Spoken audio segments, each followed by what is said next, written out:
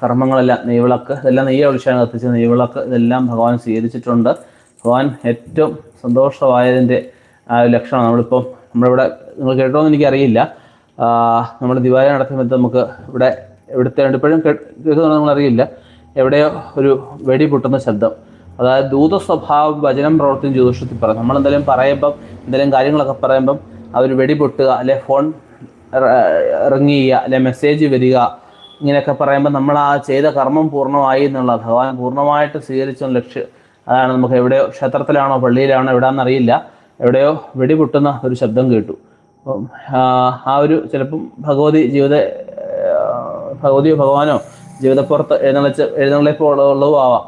എന്തായാലും നല്ല ഒരു ലക്ഷണമാണ് നമുക്ക് ആ ഒരു ശബ്ദത്തിലൂടെ നമുക്ക് അറിയാൻ സാധിച്ചത്.